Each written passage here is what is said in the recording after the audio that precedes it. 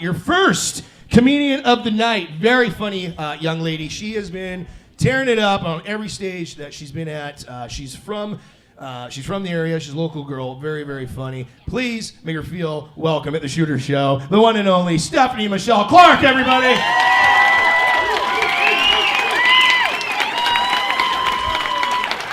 Hi. What is up, New Westminster? Nothing? Because it's New Westminster?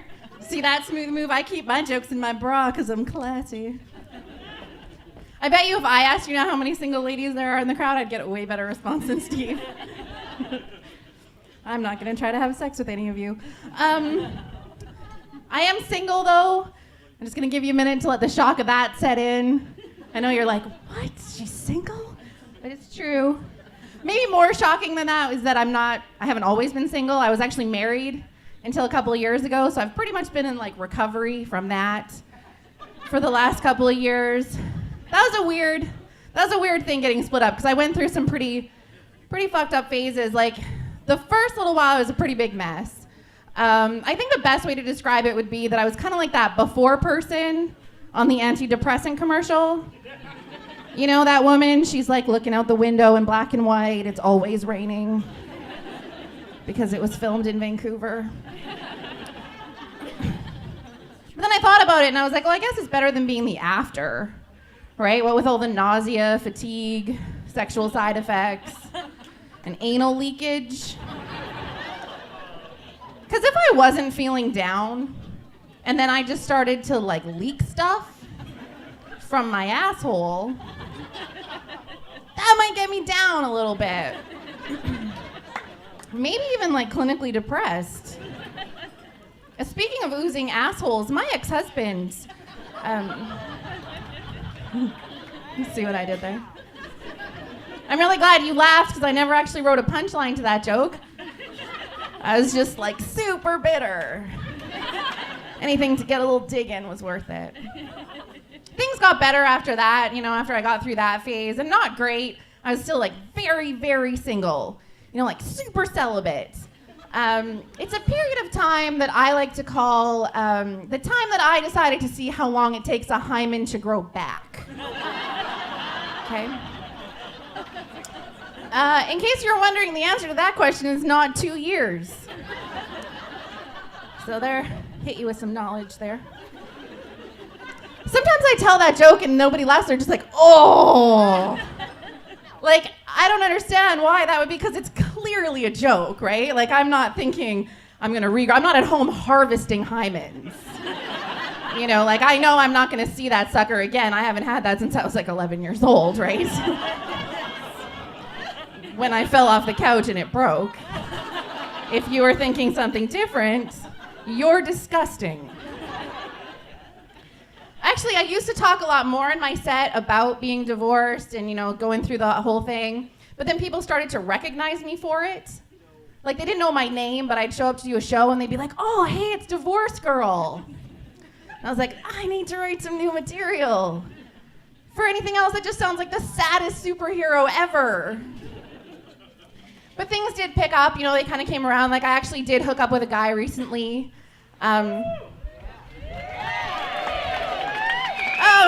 No. I mean, we didn't have sex or anything. We, did some stuff, Like, we went to third base. Well, he went to third base on me. He didn't let me reciprocate, which I actually thought was kind of nice, I mean, okay, my friends say it doesn't count because it was a pap test.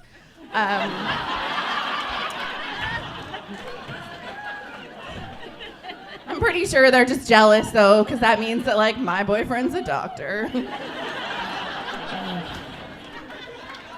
Vaginas are gross. A bunch of people, I actually have a day job. I work in an office every day, and a bunch of people from work are here tonight, which I think is really great, because there are so few opportunities to talk to your colleagues about your vagina. So this is just great. I think the problem for me now is that I just don't know how to be single. I was in a relationship for a long time and then just on my couch watching Dr. Quinn Medicine Woman for a long time. And I just don't know what to do. So I went to my friend and I was like, all right, what do I do? Like, how do I be a confident single woman, you know? And then I was like, gonna take notes because she's a huge slut. So I was like, she knows what to do. Yeah. That's not her, that's just a slut. And she's like, it's really easy stuff. All you gotta do is just like ooze sexiness everywhere you go. And I was like, all right, I can do that. So I went out and I was like, I think I'm doing it. But it turns out I was just like really sweaty. That doesn't have the same results. I also had all these like irrational fears about being single because I'd been in a relationship for so long, and like I was really worried about sex. Like, what if they changed things, you know, and I only know how to do it like the old-fashioned way? And like the next guy I'm with is gonna be like, why is she doing that with her leg? You know? Now you're all like, what does she do with her leg? Nothing. I don't do anything with my leg. Not shave above the knee, right, ladies? Anyway, it's fine, whatever, it's fine. I think it's tough to be single, and I don't know, like, okay, I'll tell you this story because I think this is like evidence of how little instinct I have as a single person, okay? Because I actually did, no joke, have sex pretty recently, okay? And yeah, I know, right? And how it happened, though, I think is just support of the fact that I don't know what the fuck I'm doing. Okay, so here's what happened, right? I'm talking to a guy, we're joking around. I use humor as a defense mechanism, whatever. I say, as a joke, wanna go have some sex? He doesn't know I'm kidding, says yes, I go with it. That's it, that's the whole thing. Like, that's not a move.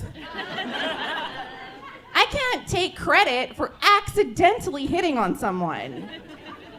Especially because I can't use that again. Like, that's not a strategy I can employ for meeting new people. I can't just accidentally, jokingly proposition men everywhere I go. And be like, so, what are the specials? Oh, cool, what time do you get off tonight? Do you want to go have sex?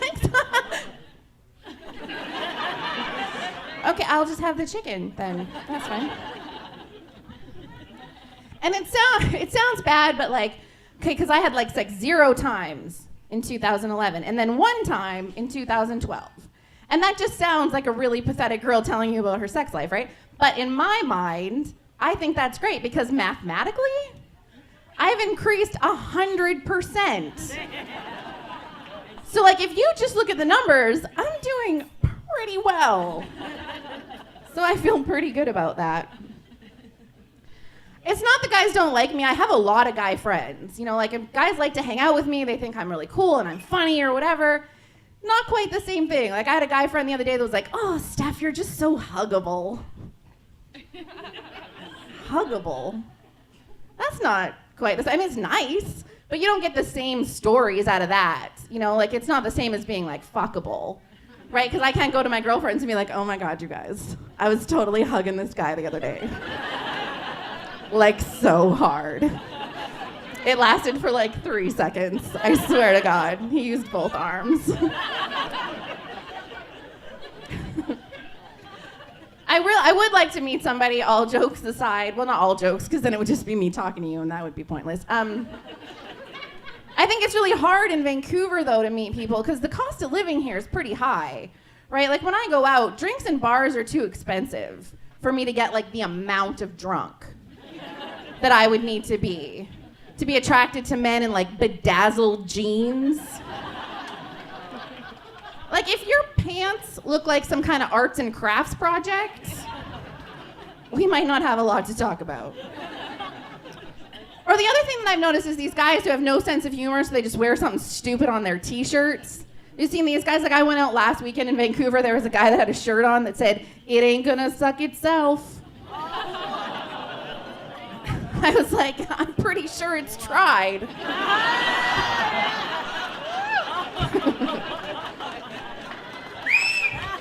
Sometimes men don't laugh at that joke because it's super true. I feel like this all shouldn't be so foreign to me. Like, I should have a pretty good handle on all things sexual because when I grew up, my mom was a sex therapist. So I found out about all that stuff, like, way before all the other kids, you know? I was like a bit of a sex ed prodigy. I don't want to brag or anything. It did get me into trouble sometimes. Like, one time I told all the other 8-year-old girls what a wet dream was. My mom had to come and get me. She would have been really, really mad at me, but she was like more proud that I'd spelled nocturnal emissions correctly on the blackboard. And she had all this stuff to like teach kids about sex, you know, like this family of anatomically correct dolls that was very detailed, right down to pubic hair made of yarn, which 6-year-old me thought all pubic hair looked like. So that is very confusing for a girl whose grandma makes her a sweater every year for Christmas.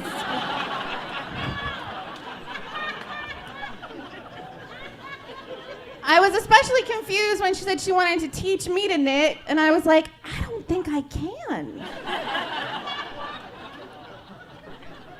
I kept wondering, like, who is all this yarn coming from? That's gross. We don't have to take that joke that seriously. Girls don't have pubic hair anymore. I'll leave you with this.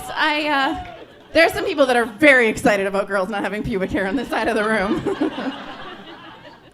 I don't shave above the knee. So I have had a lot of changes this past year, you know, though, and I'll leave you with this little story. I moved into a new place. I got a new job. I even went back to school. And I was like, all right, enough fucking around. I'm getting my shit together. I have to get a boyfriend. But the place that I moved into has one of those handheld shower heads. So that pretty much took care of that. There's always one girl in the crowd that gets that joke way before anybody else. I'm like, you know, baby, you know. I told that joke to a friend of mine, and she looked at me, she was really confused. And I was like, what about that don't you get? And she kind of like gave me the up down. She was like, you can fit that up there? Masturbation, you're doing it wrong. That's my time. I'm Stephanie Michelle. Thank you so much.